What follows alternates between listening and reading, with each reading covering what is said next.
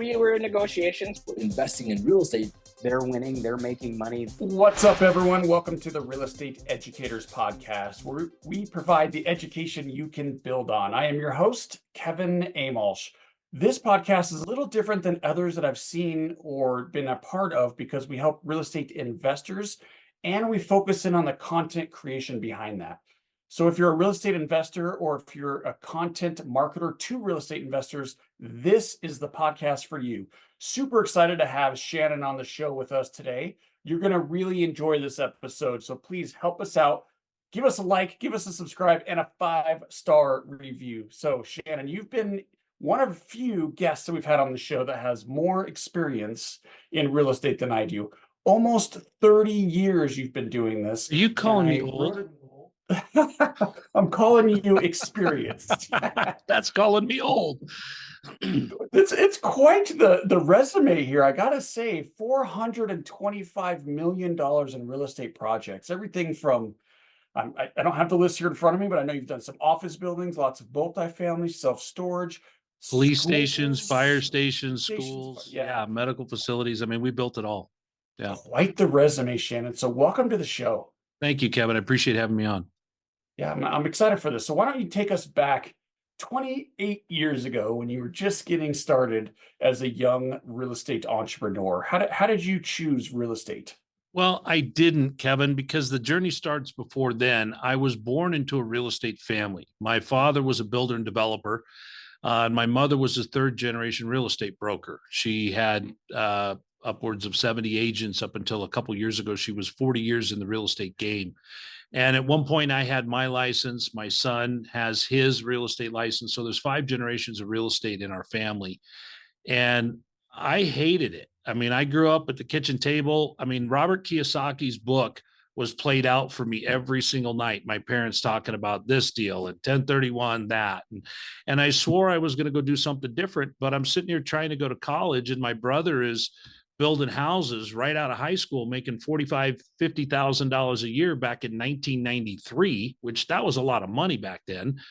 And I thought, man, I got to do 4 years of paying attention just to get to what I want to do so that I can work for somebody else. And so I went back and I told my dad I wanted to build houses. I very quickly realized I did not like homeowners.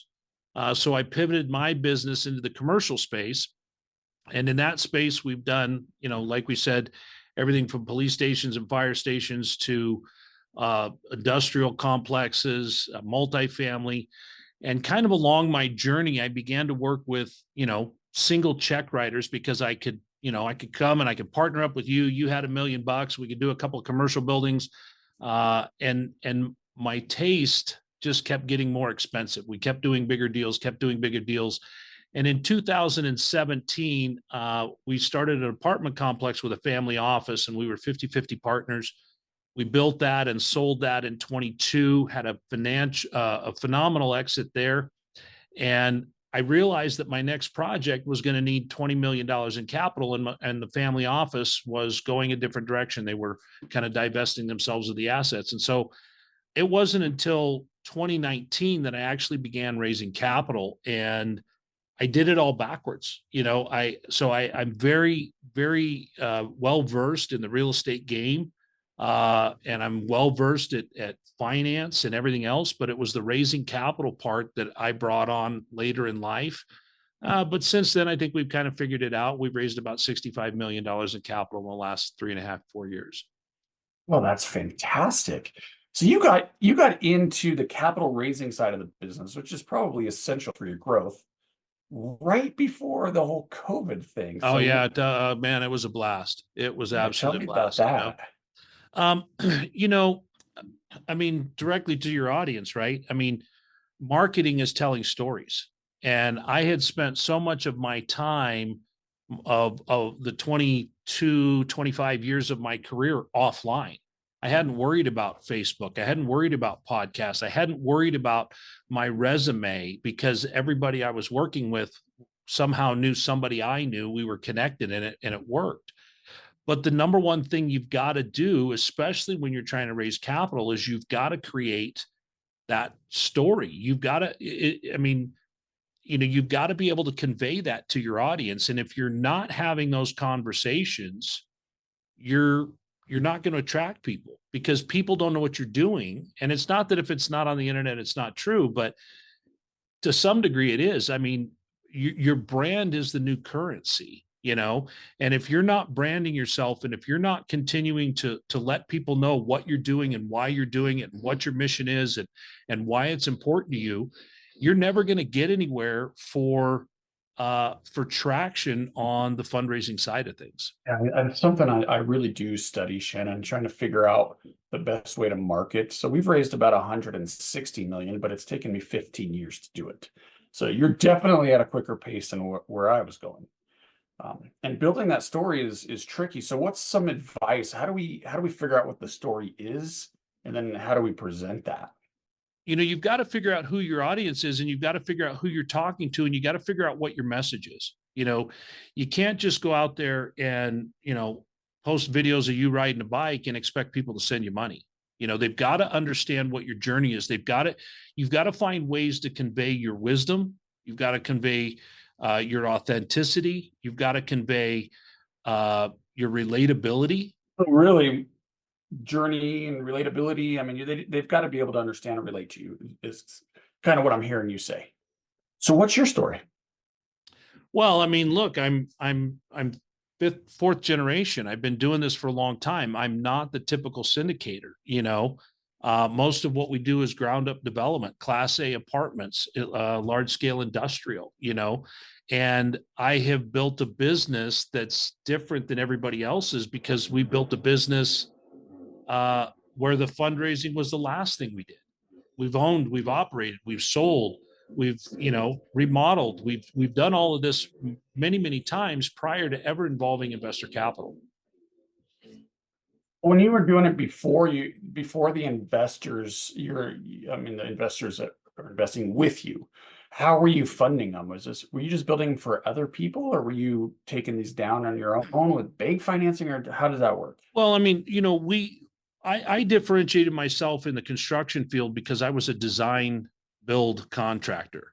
Somebody would come to me and they'd say, hey, I got $2 million and I want to build this facility. And, a lot of times they'd come to me and they'd say, hey, I got $2 million. I got this set of plans and that lot over there.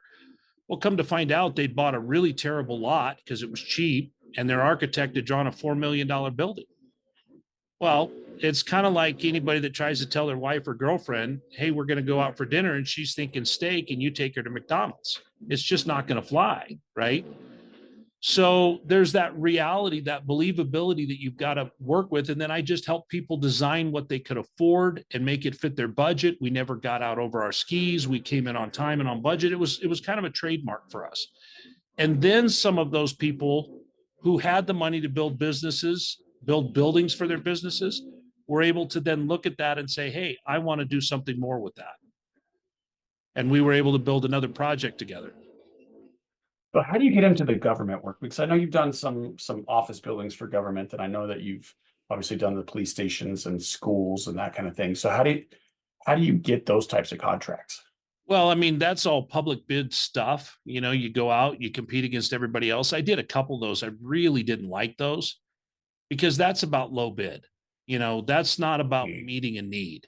And whether it's meeting tenants' needs in the real estate market that we're developing in, whether that's meeting investors' needs for return on capital, whether it's meeting the bank's needs, whatever it is, we're always trying to meet a need. And government work is just low ball. Who forgot what? That's who gets the contract. And then the change orders start flying, and it becomes a paperwork nightmare. So I really didn't like that. And that's why we've gravitated the company now to where we only build our own stuff. Yeah, I think you make a point about homeowners, and I gotta imagine that's much more difficult than the commercial stuff because of the emotion involved.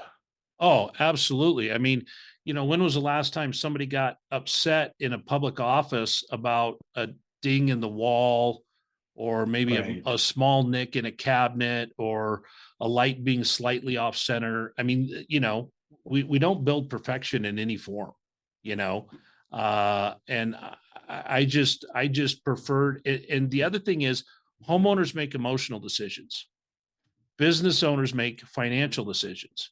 So they're looking at it going, well, does the granite fit in our budget? No, the granite does not. Then I guess I don't want it. Where Betty homeowner says, well, what can we do to cut money out of the budget? Because I want to put granite countertops in. We've already cut everything in sight, you know? So it's just a whole different game. Is everything you're doing built to sell? We have several exit strategies, basically, Kevin, in my opinion, there's three types of investors, right? There's those that need appreciation. Everybody comes wandering in the front door saying, hey, I want cash flow. I want cash flow. And the first question I always ask them is, if I gave you a 6% return on the cash you have in hand, can you live on it? Well, no, I only have 200,000. Okay. So you need appreciation to get you to a place where you can then get cash flow, right? So you've got that guy, you've got the tax guy. All he cares about, he's usually mid-stride on his career, maybe a doctor, a lawyer, knocking down 500, 600, 700 grand a year in a W-2 type position. And he is getting absolutely crushed with taxes. And he doesn't care if you make him $1. He just wants out. He wants relief from that tax bill, right? And then there's the last guy who actually does have $2 or $3 or $4 million. He has come to the point in his life where he wants to live on that cash flow, and he doesn't want to be bothered with changing horses every 2 to 5 years. He would like to do something that is a 7 to 10 year commitment, because then he knows he's going to get his money, his assets are going to appreciate, somebody else is going to manage it, and they're off to the races. And so there's really those three. And so based on what we're doing, when we're building a new apartment complex, we're going to create the original value add, right? We're going to take the sticks and stones. We're going to assemble them in a fashion that investors are going to get involved. They're going to like the deal. Tenants are going to come in. They're going to raise the value from what it costs to what it's worth, right? Based on cash flow. Based on that, maybe we sell it. Maybe we transact between two related parties that's fully disclosed and say, hey, my appreciation investors want out. I'm going to put together another pool of guys. We're going to come in. We're going to buy this. Worst case scenario, we're going to save 5 or 6% because there's no real estate commissions involved. Everybody's going to get a good deal. We're going to get an appraiser involved, all those kinds of things, and everybody wins. And so now you're buying a brand new asset with the right kind of investor, and the appreciation investor is exiting usually in a tax efficient way on to what's next for them. This is the example you're using is multifamily, which it sounds like you have a passion for, but you also mentioned industrial. It sounds like you do a lot of that as well. So what's your preferred asset class? Yeah. And well, it depends on what I'm doing with it, right? I mean, multifamily has been the darling child of everybody for the last 4 or 5 years, right? Nobody can get enough of multifamily. I've done storage facilities, but I really, really, really like industrial. The reason I like industrial is because if you just do a tenant comparison, we all know what a multifamily tenant is, right? They'll leave you for $35, but if you think about an industrial tenant, and I'm talking flex space industrial, from cabinet makers to gymnastic facilities to pawn guys to window tinters. I mean, it runs the gamut of small business, right? But they've got balance sheets. Okay. They have something. They're signing a personal guarantee that's actually worth something. They're signing 3 to 5 year leases. Okay. They want to be left alone, but they conduct all of their business typically during business hours. I don't get a call at 3 a.m. about a plugged toilet, right? Or my property management doesn't. But the best thing about it is that they're triple net leases, which, Kevin, what that means is that I sign a deal with you and I say, Kevin, I'm going to charge you $1,000 a month for the next 12 months. I'm going to raise that rent 3% and or CPI, whichever is greater. That's a nice little rider we have in ours. And we're going to do this for 5 years. Okay. So at the end of 5 years, I'm going to be minimum 15% higher on my rent. You know that. I know that. But what we don't know is, where are the property taxes going to be? What's it going to cost to get the grass mowed? Do we need to change light bulbs on the exterior of the building? So what we do is we agree that all of my expenses you're going to pay in a triple net fee. And every year I reconcile those. You pay only what I had to do, right? The maintenance that I had to do. We needed to reseal the parking lot. We needed 6 light bulbs on the outside, whatever it is. Property taxes, did they go up? None of that is my concern. And Kevin, when you're thinking about this also, when I look at what a tenant pays in a multifamily apartment, they're typically paying upwards of 35% of their income for rent. In a typical business model, you're paying somewhere between 7 and 14% of your gross sales in rent. So if I hand you a bill for an extra $500, it doesn't blow your mind like it would a multifamily tenant.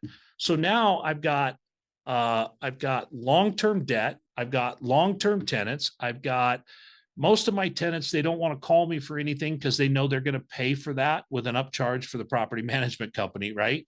So they do, they take care of the inside of their unit all by themselves, right? The outside, you set it up, it's professionally maintained and managed. You could manage a $100 million industrial portfolio with 1, maybe 2 people. $100 million multifamily portfolio of a Class B variety would probably need a staff of 8 or 9. Yeah. I like industrial also. I own some industrial, fantastic tenants. Like we have national tenants, Goodyear, for example.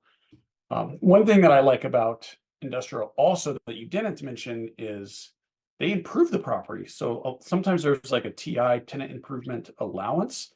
And sometimes you negotiate where they pay all that back to you over the lease term, right? You amortize it over the lease. Yeah. And how often when you do that, Shannon, do they come back and after the amortization period is over, come and say, okay, now it's time to lower my rent because the TIs are paid? It usually doesn't happen, right? So well, no, it's we a nice never little way to increase right. We never do that because if they have to move out of that space and go somewhere else, they're going to have to re-up on that, right? But I mean, and I've met quite a few landlords that don't like to pay for the TIs. I'm all about it. I will build out anything you want. I'm going to take a quick peek at your balance sheet, make sure I'm not getting too far over my skis. Yeah. But we just did one that was a 2,200 square foot space with a $450,000 TI build out, right? Wow. I loved it because I wound up with like $22 rents from 14. It was huge, right? What was the tenant for? Black Box VR.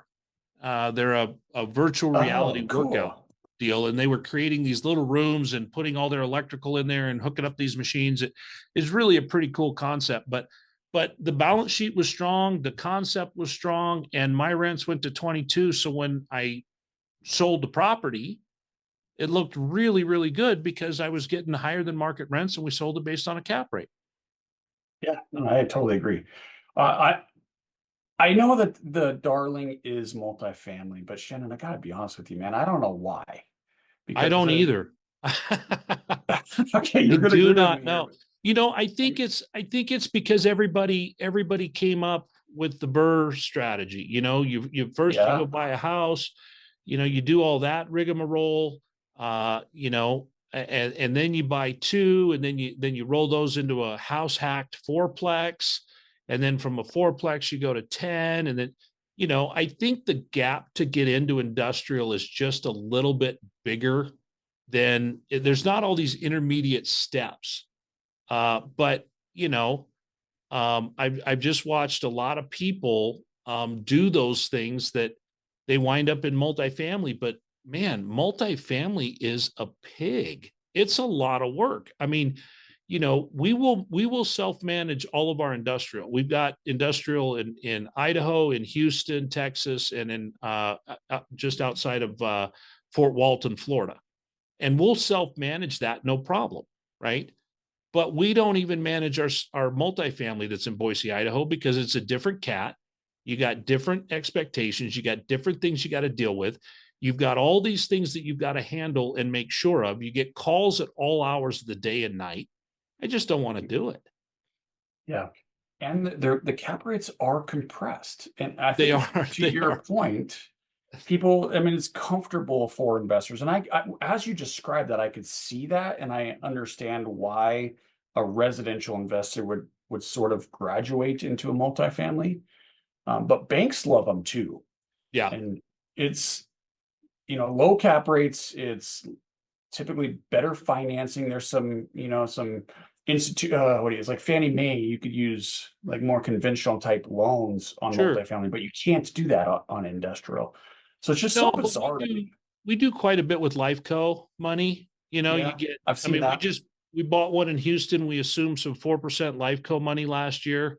We still have a 9-year window on it. So our investment horizon is 5 to 7 years.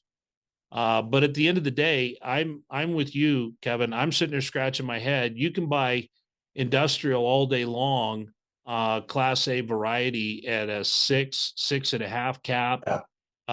Yep. Your debt is going to be a little bit more expensive, but it's all a math equation. I'm leveraging debt. If I'm making money on it, then I'm okay with that, right? If I'm cash flowing on top of my debt, I'm okay with that. But I also have such a stable tenant base, But I think the thing that everybody loves about multifamily is that you can adjust those rents many, many, many times in a year. So you can really get the multifamily up if the market is hot. Let's take the Phoenix market for a minute, right? If you've got 5-year-old industrial product in Phoenix, you are starting to get very excited because your leases are coming due. You're going to be able to raise them to market rent, and you're gonna make money. But if you've been in the last 5 years in the apartment complex world in Phoenix, you've seen 15% rent growth every year except for maybe 23. And you've taken advantage of that along the way. So the market time, the attention span, everything is much shorter. But as you and I know, Kevin, that's not where the real money is made in real estate. The real money is made 20 years from now. This episode is brought to you by Pine Financial Group. Pine Financial is a private lender specializing in short-term rehab lending to real estate investors. Got a property that needs some love? We can help. We are able to offer funding solutions because we raise private money from individual investors. With more than 15 years of experience, Pine offers passive investors an alternative that provides stability, consistency, and security to your portfolio. If you like real estate but want to avoid the ups and downs and effort, a Pine mortgage fund could be a perfect fit for you. Accredited investors will experience an 8% preferred return and profit sharing. Diversify your portfolio out of Wall Street and into Main Street with a Pine Financial Group mortgage fund. Get more information at pinefinancialgroup.com. That's pinefinancialgroup.com. And I agree with that, by the way, but in your business model, if you could build to, let's say, a 9 cap, and then you can exit at a 6, as you just said, a turnkey stuff, there's money there. There's money there, but then you're going to go do it all again. You've got another 9 to 12 months of no cash flow, right? And if you're exiting at a 6, you're going to sell it to somebody that's happy with a 6. Why don't you just cultivate through your marketing a group of investors that are all sitting over in the corner going, "Excuse me, sir, do you have any 6 cap?" So you take your appreciation investors, you do that kind of stuff, and then you go over here to your other investors because you've actually segmented them with your marketing and how you communicate with them, and they understand who they are. They understand the multiple hats you wear. And now you're able to, out of the same group, get everybody what they want instead of just trying to stick butts in seats and fill the bus and send a check. Where do you find your projects? We look market first. We do not look deal first. So we've got 9 markets across the nation that we'll look at. And the number one thing in each one of those markets that we look for is wage growth. And the reason, it's nice to have people moving into the area, but if they're the same broke dudes that are moving into the area for the same $50,000 a year jobs, how are you going to raise the rent? I need you to be coming in at 50 and making 55 in a couple of years because of supply and demand. I need wage growth. And people fail to realize that. One of the most attractive things about Austin, Texas for the last couple of years is all the new Tesla people that were moving in. And now all of a sudden they had this huge boon of people making over 100 grand a year that they didn't have prior. Well, now you can afford to build that product. And that's one of the struggles with development. We've seen 140+% increase in the price of real estate, and we've seen a 27% increase in wages over the last 20 years, right? So how are you going to overcome that? I go walking into the Houston market. When we identified the Houston market as one of the ones we wanted to go into, the next thing we identified is we did not want to be in the multifamily space. We only wanted industrial, because that blue collar wage was the highest. That one was growing very, very rapidly, especially when they reopened the port. With everything that happened with COVID, there's kind of a resurrection of the port and all the activity there.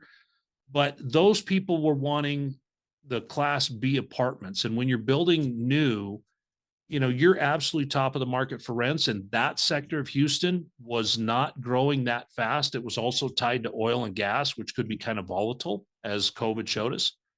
So we looked at the industrial space, and we saw all the indicators that we liked about the market, and then we selected our product type, and then we went hunting.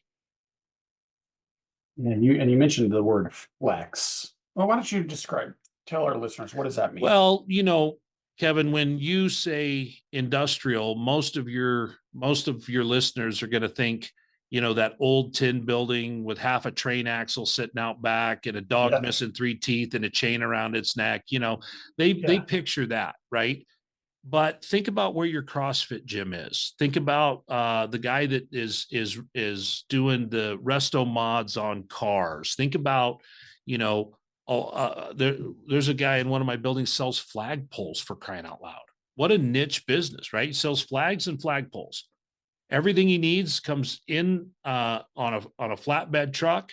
He unloads it through the overhead door. He stores it. He inventories it.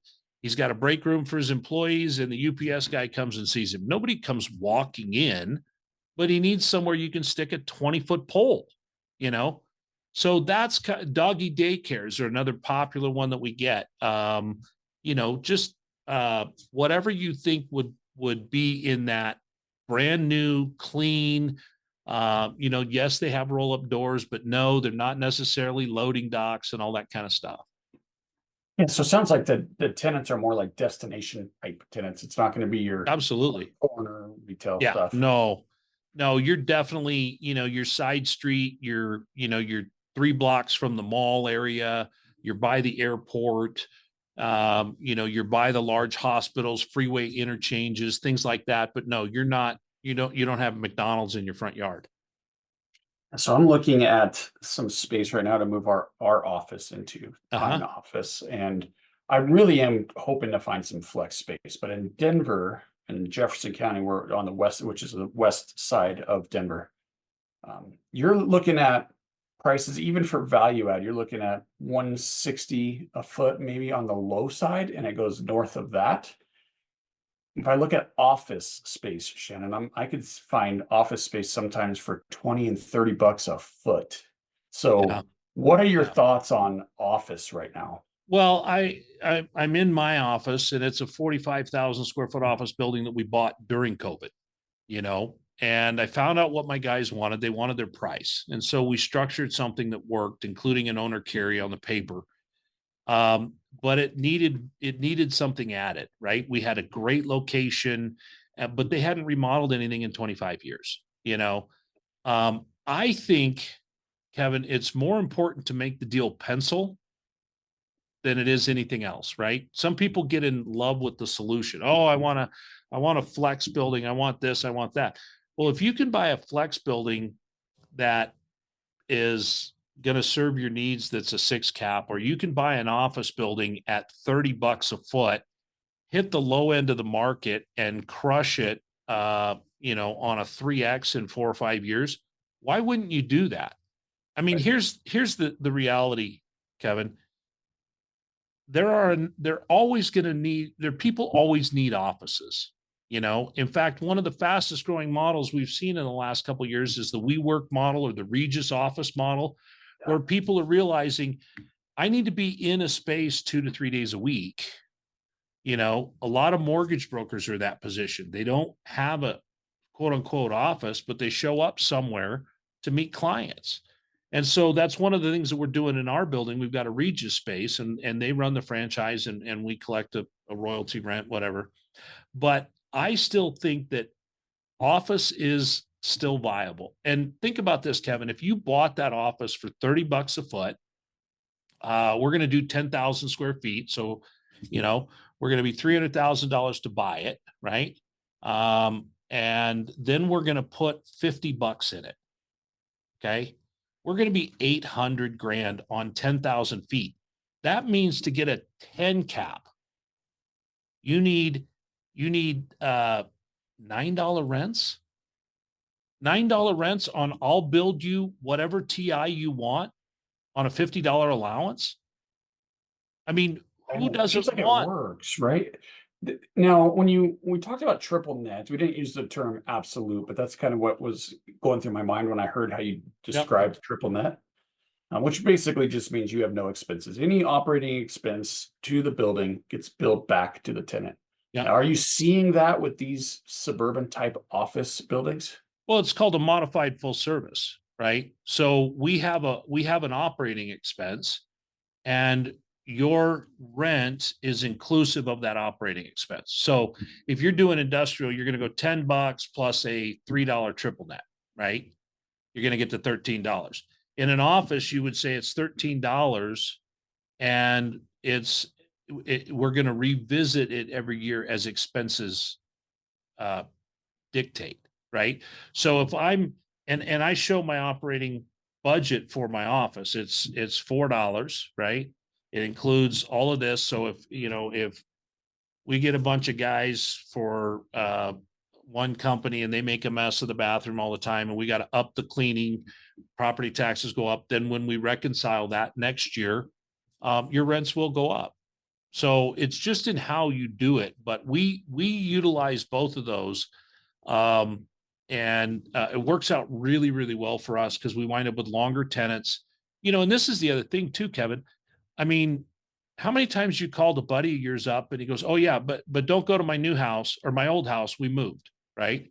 And we're now over here and we're doing this and we're doing that, right?" But they don't do that with their business, right? You don't want to move your business. You're establishing your brand. You're establishing, everybody's coming there for a very, very specific reason. They're coming to see you to get their product. And when you move, that's hard on businesses, so there's stickier tenants. Yeah, I think that's absolutely true, especially in the flex space. The office may not as much, but I know your point taken. I get it. So I guess bottom line is you sort of sound like you like all commercial asset classes. I like what pencils, right? So if you look at your greater Denver market, what's your office vacancy? I don't know the answer to that, but it's probably over 30. Okay. So in the Boise market where my office is, our office vacancy is 5%. So when I stepped That's amazing. Now, why is that? Because we're growing so fast, right? So we might be, when was the last time you saw, what's Denver? 3 million people? Yeah, just over. Okay. We're 850,000 and we've seen 60,000 people move in last year. We're growing very, very rapidly. So for us, I think that we would probably be in that 15 to 20% range, except we have such an imported, brand new people moving in. You think about that. We're getting 7% of the population moved in last year, right? So for Denver, that would be 210,000 people. That'd chew up a lot of office, but you guys aren't having that rapid growth dynamic on the scale that we are, right? So when I look at that, again, I look at the market and then I look at the product. And when I looked at the product, I saw, man, we're at 5%. We've got some brand new stuff. We've got some really old stuff that's 20 years old. So I can be really located in a great spot and offer a brand new interior and a spruced up exterior, and I can fill the building. And that's exactly what we've done. Well, gosh, at a 5% vacancy, Shannon, it doesn't sound like there's much risk in the deal at all. The risk. I don't like risky deals. Is that right? I agree. Sounds like you know what you're doing. Well, I've done the risky deals. I've done the risky deals, and I've got half of my butt cheeks still missing. What are you seeing on the flex space? The vacancy? They're full before we get them done. That's crazy. Yeah, and I just sold one. It was a 20,000 square footer. I just sold it at 5.5. 7 offers in the first 2 days, and we were getting $17. 5.5 million? Yeah. 5.5 million? Yeah, we were getting $17 Great rents. price. Yeah. I So guess if the product is in demand, it will sell. there you go. It's a supply and demand issue, right? That's why when everybody asks me, is this market like 2008? I tell them absolutely not, because we were at a very equal market in 2008, and we're not there now. I don't care what product type you're looking at, except office, but office is going to correct to a point where it's going to create its own demand again at some price point. But industrial, multifamily, build to rent, all of that is in high demand. And we're still seeing people buy $400,000 starter homes with 7% mortgages. And it's just a different clientele, I want to get to some advice for our listeners. And I had another question I was really excited to ask you, and I can't think of that right now. So I'm going to come back. It's going to come back to me. Okay. So let's say our listeners more on the residential side. But Okay. they're listening to you, Shannon, and they're saying triple net leases, low vacancies, low cap rates. This is like an amazing business. Maybe I should make a transition. What advice would you give to that listener? Well, look, here's the easiest way to painlessly learn this next transition. It's work with someone like Kevin or I. I mean, get saddled up with somebody that's got the experience, that's in the product type you want, and just show up with a couple of bucks and a lot of questions. There's not, I run open kimono with all of my investors. If you want to come to town and walk the property, if you want to talk about it, if you want to know why, if you want to go through underwriting, anything you want to know as one of my investors, I'm more than happy to show you that, and you get to ride along. Maybe this is something that you want to do yourself. You want to get to the place where you own your own building for whatever reason. That's great. We can help you do that by showing you how we do it. Join a syndication, be a part of a deal, see how it goes, and learn along the way. This isn't something where, and I think a lot of real estate investors forget this, they have to do it on their own. They have to go learn this. They have to go house hack. Kevin, if I had $1 for every guy that thought he was going to get started in real estate by wholesaling, that's got to be the hardest job on the planet. I know. I appreciate them highly, but yeah. I do too, but man, I don't need more rejection in my life. That's funny. So your investors, when you talk to investors, they don't reject you. They're just like, let's do it. Let's get in. Well, I do have, but everybody's wanting a piece of that, right? When you're wholesaling, you're calling up somebody who doesn't have their house on the market and asking them if they want to sell it. You're looking for a needle in a haystack. Then once you found that needle, you turn over to the next haystack and you start to find somebody that's willing to pay the price you've got it under contract for. Right. All right. So the office that you're sitting in right now was a value add deal, just meaning you bought it, you added some value to it. What I've seen, Shannon, is the value add stuff is there's a lot of opportunities in that space right now, but your focus is more on the new development side. So are you looking for or looking at any value add type transactions? We've probably done 35 or 40% of what we've done over the last 5 years has been value add. And it really comes down to, again, market first, product type and necessity, and then the numbers of the deal. One of the things we're looking at now is we're looking to branch out into car washes. We're looking to get into the service industry. New development is not as easy with rents being, running flat the last 12, 15 months and costs not really subsiding and interest rates holding us hostage. So we've looked at transitioning into car washes, right? There's car washes, again, they were all the rage 3 years ago. Venture capital came in like a storm, and then they did what a lot of venture capital does. They cut the budget for marketing. They cut the staff. They wanted to make the numbers look better. Pretty soon the car wasn't getting washed as good. It wasn't turning out okay. And the next thing you know, you've run it into the ground trying to make the numbers better. But there's a lot of opportunity in businesses like that that have the real estate component and the service component. And we're partnering up with some really great people in that space that have known and been involved with car washes for a long time.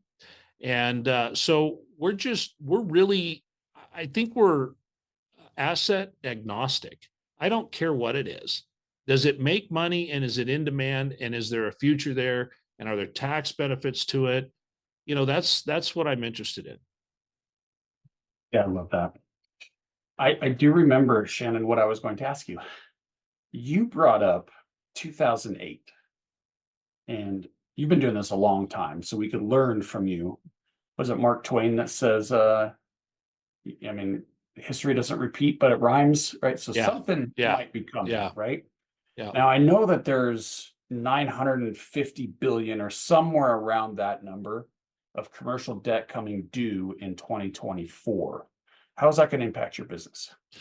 Well, let's go back to 2008. If you remember at the beginning of 2008, the banks were foreclosing on everything, but they weren't doing that in 10. Why? Because they saw what devastation that did to their balance sheets, right? When you foreclose on a property, there's a process that you have to go through on the banking side of things. There's reserves you have to put away. There's all these different things you have to do. And they realized that they didn't want to do that. So they created we came up with that term shadow inventory, right? 4 houses in the neighborhood had nobody there. They had saran wrap over the toilet, but they weren't foreclosed on. You couldn't find them in the paper. None of that stuff was happening because the bank had just decided if we just ignore the fact that we're not getting paid on this, then we don't have to write it down on our books and then we don't look bad to the FDIC. And I think that that's kind of what's coming. It's such a large thing that BlackRock is affected by it. Large institutions are going to be affected by it. I mean, let's not make it about everybody that jumped in the last 3 to 5 years. There's people that got in 10 years ago that have notes that are coming due, right? There's people that have done refis. I know that everybody and their dog did a refi that was in multifamily in 2020, right? You were insane not to. So now you've refied into something that may or may be a problem now, even though it's a great asset. One of the problems we had in 2008 is we had plenty of product available. You could buy anything you wanted. You wanted a 5-bedroom, 2-bath. You could find that in the marketplace. It was available. We don't have a lot of product available. And I know a couple of operators that have executed their business plans perfectly. Everything went exactly according to plan. They got their rents, they got their vacancies down, they nailed everything. They did it with bridge debt. It's now coming due. They've got a problem. The bank has also got a problem. Robert Kiyosaki very eloquently puts it. You owe the bank 50 grand, you got a problem. You owe the bank 50 million, the bank's got a problem. You got a problem. That's right. Yeah. So are you worried about this? I think there is some things to be worried about because there's people that did things that didn't pencil. They put unrealistic expectations on what was going to happen. They underwrote too aggressively. They did things like that make it impossible for that to be salvaged. But I think by and large, there's going to be some large scale things that are going to happen because, I mean, the thing is, Kevin, I know of a couple deals where the new underwriting is 15% under the bank debt. The bank is not going to take that kind of haircut. We're talking about $60 million deal. Yeah. They came in, they brought, 20% to the table. They used 10 of that to remodel it. So they've got 10 million in this deal. The bank loved it. They got the bridge money. Everybody's happy, interest only. They now have an asset that's worth $50 million in today's market. The bank doesn't want to know that, right? It was supposed to be worth 80. It's worth 50. They got the rents that they were looking for, but it underwrites for about a $40 million loan, which means that if it goes to the market, you and I are only going to pay 40 million for it.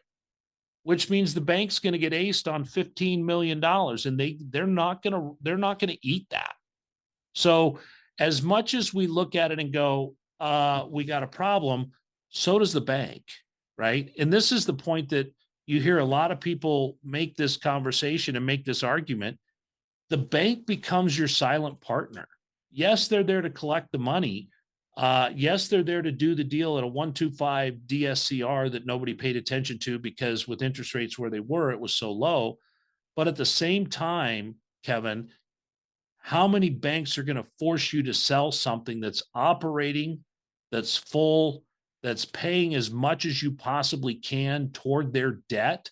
Why would they make you eat that right now when we all know that inflation is going to force rents higher in the next 3 to 5 years and we can get back on track?